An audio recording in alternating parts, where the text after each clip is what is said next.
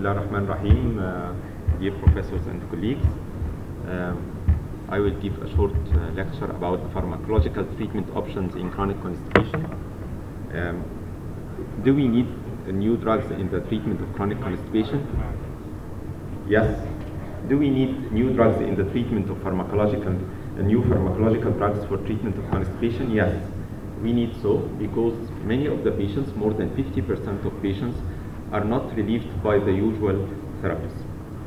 If we look at the definition of constipation, which is defined by the Rome criteria, we can find that most of these symptoms are due to either motility disorder, incomplete evacuation, straining, use of digital rectal maneuvers, sensation of anorectal blockage, or due to the hardness of the stools, due to decrease the water content in the stools like a lumpy hard stools.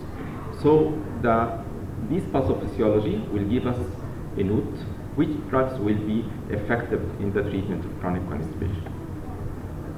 I will not go in details with the pathophysiology because Professor Dr. Said Abdallah has already discussed that, but we should know that every time we treat a patient with chronic constipation, we should exclude at first the secondary causes before accepting the diagnosis of primary or chronic idiopathic constipation.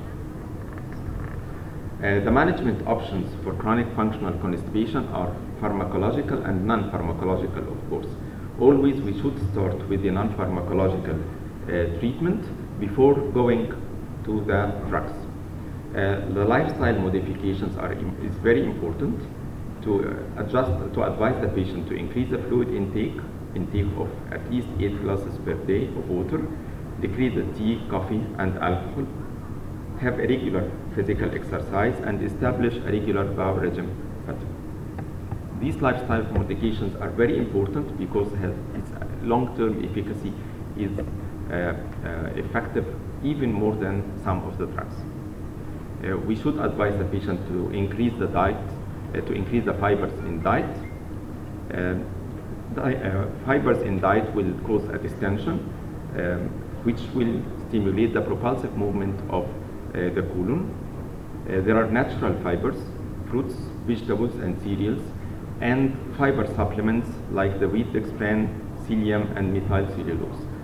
But the idea about the fibers that they cause distension. To cause this distension will stimulate the propulsive movement of the colon. So they cause distension and flatulence.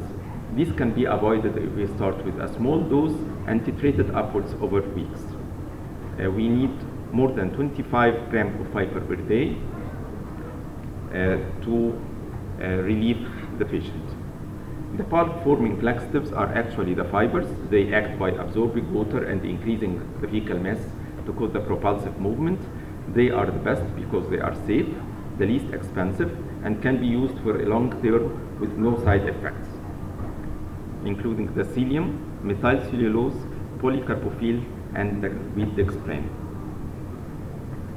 However, many of the patients are not satisfied with the pulp-forming laxative, and sometimes we need what we call osmotic laxative. Osmotic laxative work by osmotic flux of water to the intestine and the colon, which will increase the stool volume and stimulate the chronic peristalsis. They are either incompletely absorbed monodisaccharides or salt laxatives. The incompletely absorbed monodisaccharides like the lactulose, sorbitol, and the mannitol, by osmosis they attract the water to the small intestine, causing the stool softener. The side effects are flatulence, bloating, and loose stools. However, these laxatives are usually accompanied by adaptation over a long time, which require increasing the dose every time. The salt laxative are the magnesium hydroxide, is the milk of magnesia, which stimulates the secretion of cholecystokinin, increasing the motor activity of the colon. The side effects are even more, including diarrhea, dehydration, and the most important and life-threatening maybe side effect is the hypermagnesemia. It should be used only for a very short period because of this side effect. One of the commonly used osmotic laxatives is the polyethylene glycol. It's a water-binding laxative, preventing any absorption of the luminal water. It's an inert polymer which doesn't undergo any enzymatic degradation in the intestine, and it binds to water, forming a non-absorbable structure. It's commonly used in preparation of colonoscopy. However, in a small dose, it can be used as a laxative, but not for a long term. It's only for a short term. Its side effects is flatulence, bloating, and diarrhea. Another type of laxative is the stimulant laxative. These work by they are inactive and hydrolyzed in the intestine into an active form. They are either hydrolyzed by the intestinal bacteria like Senna, or by hydrolysis of the intestinal mucosa as Piscadol.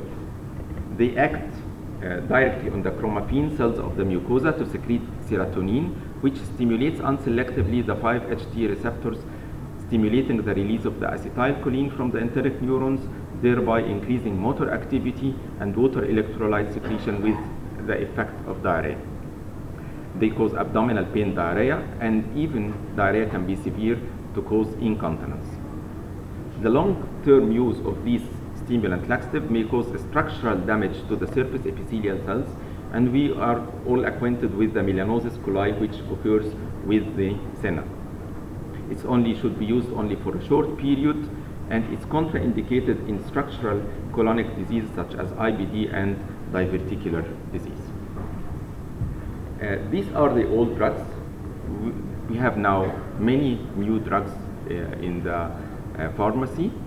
The first of them is the clonic secretagogue, lupipriston. Lupipriston especially activates the chloride channel, type 2 channel, located in the apical membrane of human intestinal epithelial cells, thereby increasing chloride-rich fluid secretion in the GI tract. Activation of chloride channel increases passive paracellular movement of sodium and water, with a resultant increase in the fluid content of the fecal matter and diarrhea. It's best reserved, the old data was called best reserved for patients with severe constipation where other approaches were unsuccessful. However, these drugs are now approved by the FDA for the use in chronic idiopathic constipation, IBS constipation, and opioid-induced constipation. We will know further about the opioid-induced constipation pathophysiology, why these drugs are very effective in the treatment of it. The adverse effects are nausea, flatulence, diarrhea, and dyspnea, which we don't know why these drugs may cause dyspnea. However, it's a significant side effect. It occurs about 20% of patients, but it's short-limited. It resolves spontaneously with the continuation of the drug. The clonic secretagogues are another new drugs.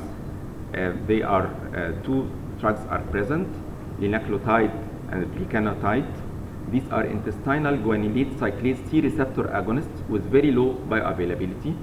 They bind specifically to guanylate cyclase C receptor on the luminal surface of the intestinal epithelium, resulting in production of cyclic GMP. Intracellular cyclic GMP results in activation of cystic fibrosis transmembrane regulator, leading to increased active secretion of chloride, with subsequent passive paracellular movement of sodium and water into the intestinal lumen, leading to improvement in the stool frequency, consistency, and intestinal tract. They have been approved by FDA for treatment of chronic idiopathic constipation and IBS constipation. An additional benefit of these drugs is they cause improvement in the abdominal pain and discomfort in patients with IBS, which may be related to the action of the cyclic GMP on the visceral afferent fibers, which is an additional benefit for these drugs.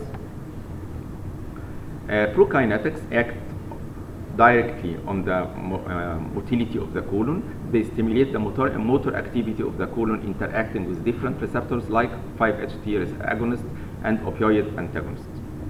The old drugs, we know that there have been drugs of this category which have been withdrawn from the market, like cetipride, which has been closed due to cardiac side effects.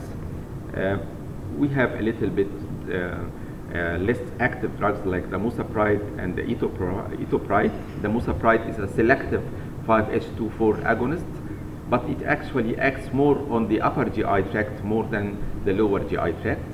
Etopride is an inhibitor of dopamine with also gastrokinetic effects. It acts more on the upper, more in the lower GI tract. What's new in the lower GI tract is the prucalopride. Prucalopride is a highly selective 5-HT2 agonist.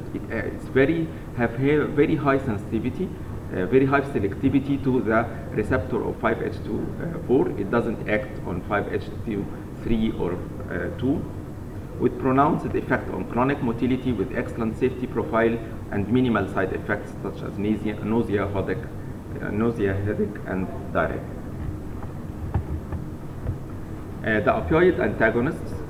In patients with receiving opioid therapy, the binding of opioid to peripheral opioid receptors in the gastrointestinal tract results in absorption of electrolytes such as chloride with subsequent reduction in small intestinal fluids. Activation of enteric opioid receptors also results in the decreased or abnormal gastrointestinal motility. 2 drugs have been available. They act as opioid antagonists. One of them is alvimopam, and the other is methyl naltrexone. They act peripherally on the mu opioid receptor. They are antagonists to these receptors, may have a role in the treatment of narcotic-induced constipation and paralytic ileus, but their use in old adults hasn't been approved yet. Because these opioid receptors act peripherally only on the gastrointestinal tract, they don't cross the blood-brain barrier, so they will not decrease of the effect of the opioid analgesics. So they are very useful in treatment of these patients. We can see here a diagram suggesting how we can treat patients with chronic idiopathic constipation.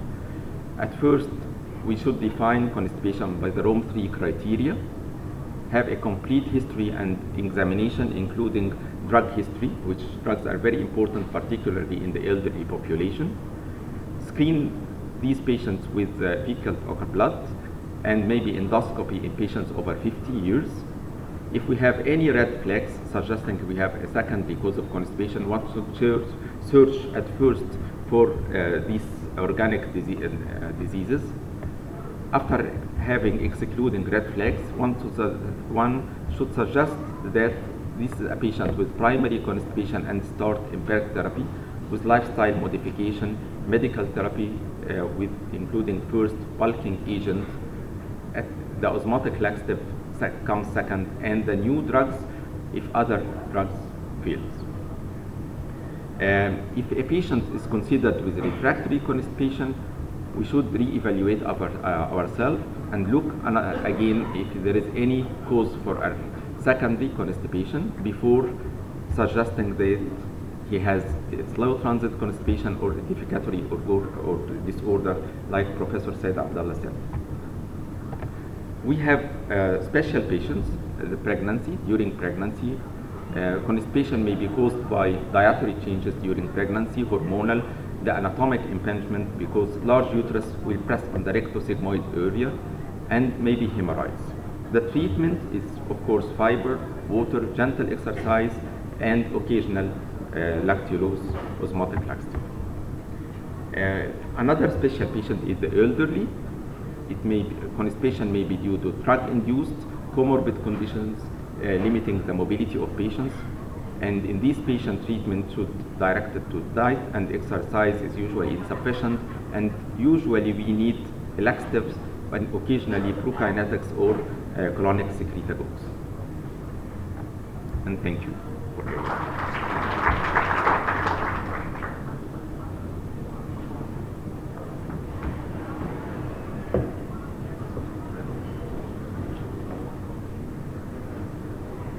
Thank you.